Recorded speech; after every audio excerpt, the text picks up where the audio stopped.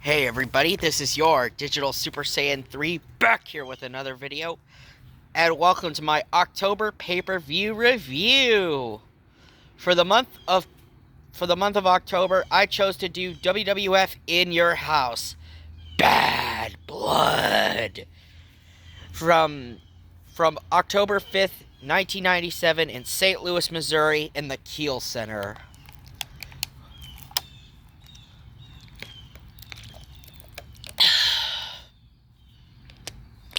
The commentary team of this show consisted of good old JR, Jim Ross, Jerry the King Lawler, and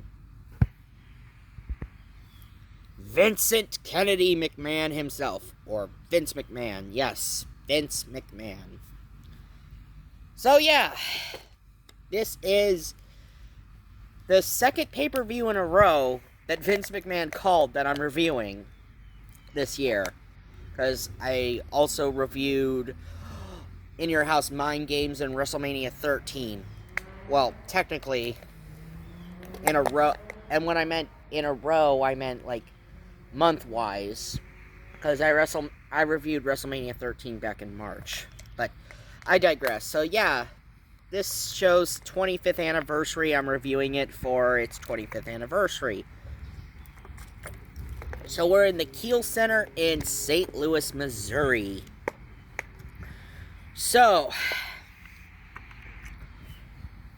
now, before we get into the matches, yes, Vince McMahon informs us that Brian Pillman had tragically passed away, meaning his match with Dude Love had been canceled. So, yeah, Brian Pillman was supposed to wrestle Dude Love, but this was the day that Brian Pillman had tragically passed away. Oh yes, I forgot to mention Brian Pillman did tragically pass away in October of 97. Now, and Vince will provide us with updates all throughout the night. So, we get into our first match. It's a 3-on-2 handicap match, as you got the Nation of Dominations, D'Lo Brown, Kama Mustafa, and new member Rocky Maivia, or The Rock. Yes, that's right. The Rock had just turned heel. Or Rocky had just turned heel. Not too long ago, because he had helped Farouk win his match against, I believe it was Crush. I believe it was a match with Crush, I believe. Yeah, Rock hit the rock bottom, and now Rock is a member of the Nation. Now he's part of the Nation. Now he's part of the Nation. And anyway, LOD, yeah, the LOD come out, and they talk about Ken Shamrock, who has been busted up, and yes, they talk about Ken Shamrock being busted up after having a match with Farouk during the middle of this Intercontinental Championship tournament that was being held to crown a new Intercontinental Champion. And because Ken Shamrock was in the tournament, and when he went up against Farouk, Farouk busted up his insides. And the LOD says, Ken Shamrock may not be here, but we're going to kick plenty of ass. And so this 3-on-2 handicap match was a very entertaining start to the show. And Farouk came out at the end of this match. You know, he distracts the referee. He distracts, I believe, Animal gets distracted. And then Farouk gets hit with a roundhouse kick by D'Lo. And then Rock hits him with a rock bottom. And Animal gets pinned. 1, 2, 3. The Nation wins in this 3-on-2 handicap match. I gotta say, a very enjoyable opening contest. Yes, I know some of the undercard of Bad Blood wasn't perfect, but I actually did like the opening match, though. I did kind of like the opening match. I gotta give it a +5 because my man, The Rock, got the pinfall for the Nation. So, I gotta give it that, because it was Rock's first pay-per-view as a heel.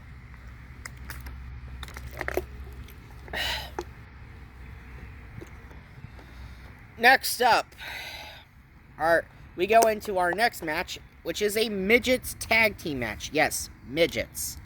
The World Wrestling Federation had a thing for having midgets have a match on pay-per-view, especially during '97. And they had the team of Max Mini and Nova defeat the team of Mosaic and Tarantula in a very solid match, or very entertaining match. Yes, for a match with midgets, this was a very fun midgets match.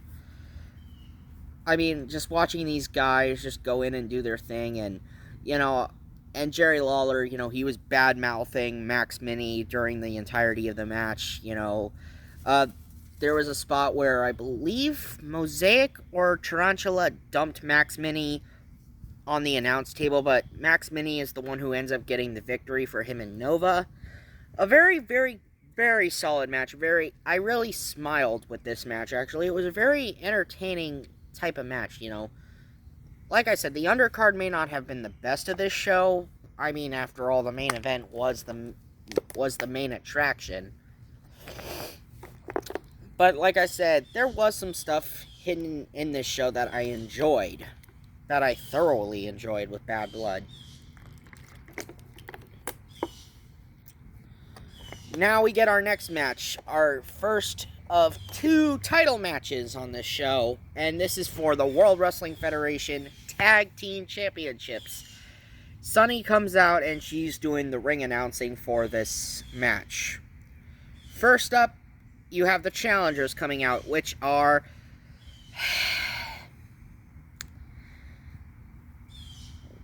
the Godwins with Uncle Cletus,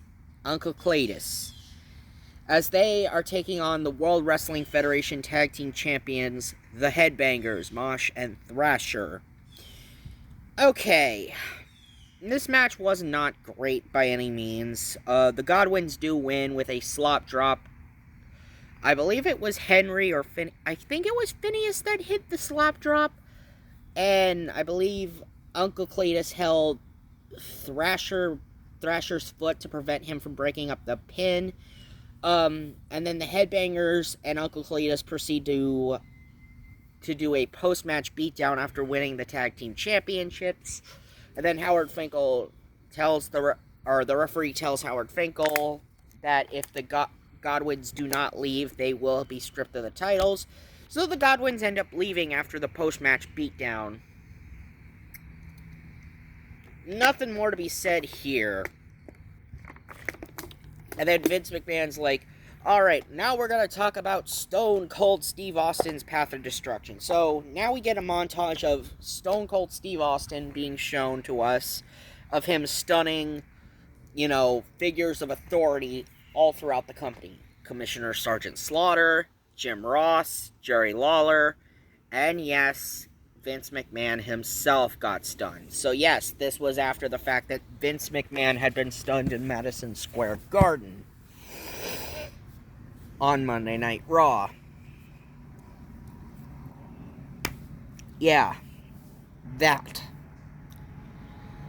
Alright, and then we got to Michael Cole in the locker room, continuing to talk about Stone Cold Steve Austin, and then Owen Hart kind of interrupts him and says, who cares about Stone Cold Steve Austin? The one thing I ought to serve him is a lawsuit. As Owen Hart is wearing, I forgot to talk about Owen in this part of 97, Owen was sporting this buzz cut look, and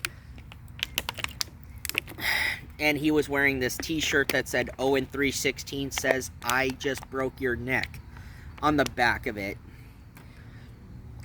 And now we cut to the Intercontinental Championship title match, as this is the finals of the Intercontinental Championship tournament, as you have Owen Hart taking on Farouk. You have Owen Hart taking on Farouk.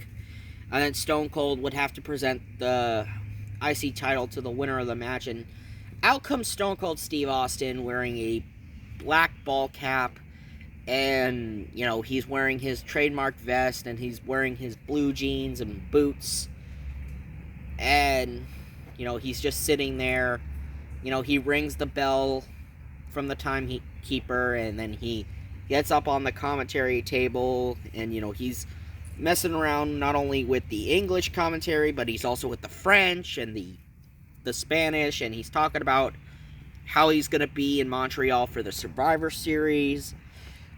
And Austin pretty much takes the spotlight away from the actual match between Owen and Farouk. And it's kind of a shame, but, you know, I kind of understand why, because this match was just used as a way to build Owen and Austin for Survivor Series, because Farouk ends up getting... The match ends when Farouk gets hit in the head with the IC title belt when he was, like, strung up from the ropes, or his head was, like, in between the second rope and stuff, and Austin hit Farouk in the face with the IC title, and Owen got the pinfall, 1, 2, 3, and Owen Hart is the new Intercontinental Champion. So yes, this match was only used to build Owen and Austin at Survivor Series. Oh, and I forgot to mention Jim Neidhart did run interference by distracting the referee. I forgot about Jim Neidhart on this show. Yeah, I forgot about the Anvil on this show. So, next up,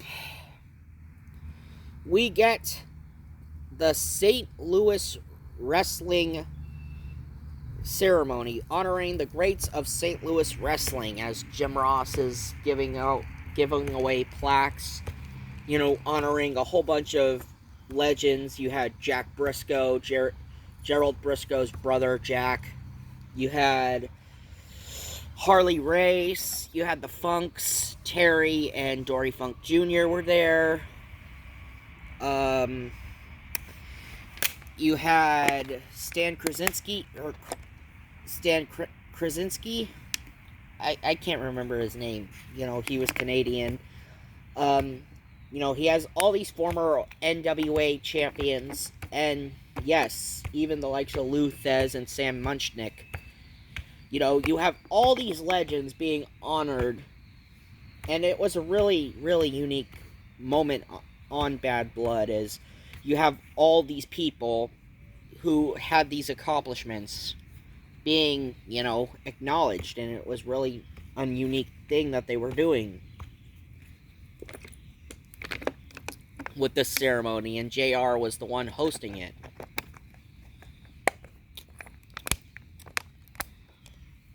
Alright.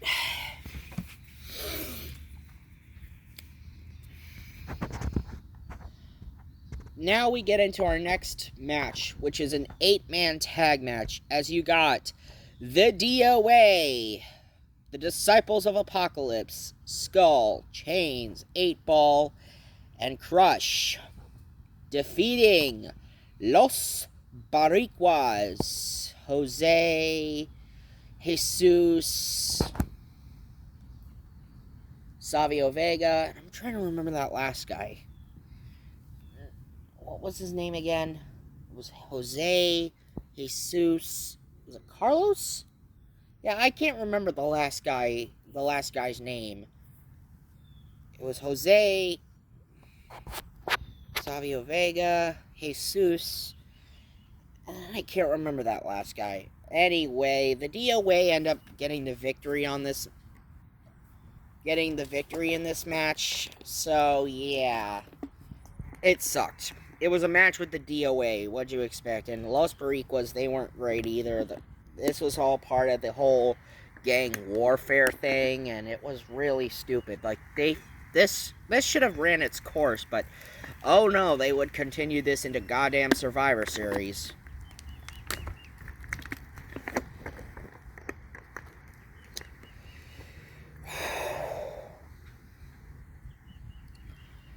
Next up, we get a WWF Tag Team Flag match. That's right, you got Team Canada, which is the British Bulldog, and the WWF Champion, Bret the Hitman Hart, taking on the team of Vader, and the Patriot, who represent Team America. So that's right, Team Canada being represented by one Canadian and a Brit of the Hart Foundation, taking on a team of Americans in Vader and the Patriot. And, oh yeah, you cannot just win it by just capturing the flag, but they also added the stipulation of pinfall or submission. Now, the match wasn't terrible by any means, but it wasn't great either. It was kind of a meh kind of matchup, and, you know, this is what they're having Bret Hart do, because, yes, the World Wrestling Federation Championship was not on the line on this show. That's right. The WWF's top-tier title and their top-tier champion is not defending his belt on this show. No, he's competing in a tag team flag match. And the ending of the match ends when Bret rolls up Patriot for the 1, 2, 3, and Team Canada wins. So, yeah, there's that. So, Team Canada won, which was Bret Hart and the British Bulldog of the Hart Foundation. Now, we cut to the moment we've been waiting for. The main event. The first ever Hell in a Cell match.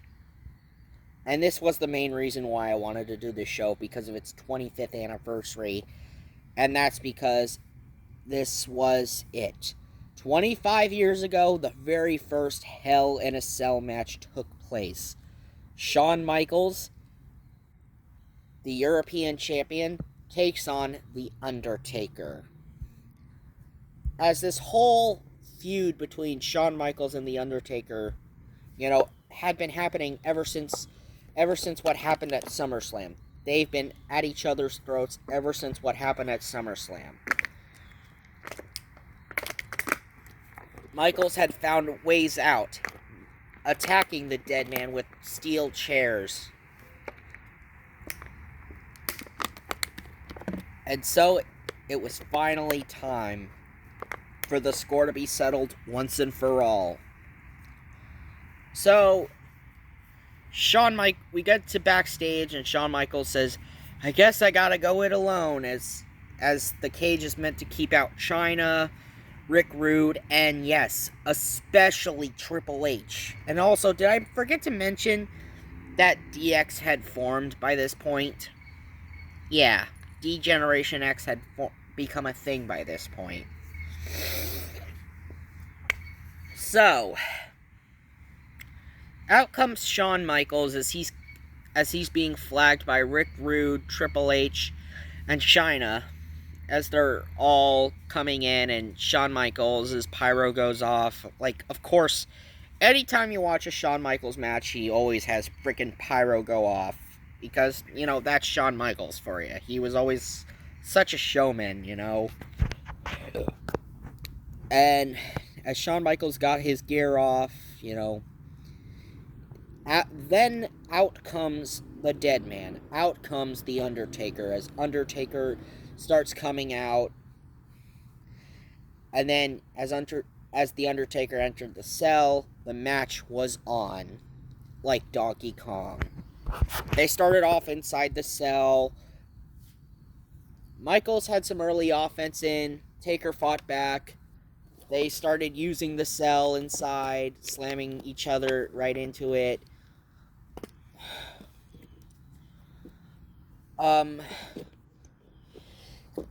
Shawn roughs up a cameraman, and then Sergeant Slaughter, the WWF commissioner, opens the cell just to get help for the cameraman. And as soon as they got outside the cell, things began to get ugly for Shawn, as he's rammed headfirst into the wall of the cell. He's busted open by the Undertaker, and Shawn tries to get away, and the Undertaker is pulverizing Shawn on top of the cell. Shawn tries to climb off the cell, but Taker then stomps on Shawn's fingers, and Shawn crashes through the Spanish announce table.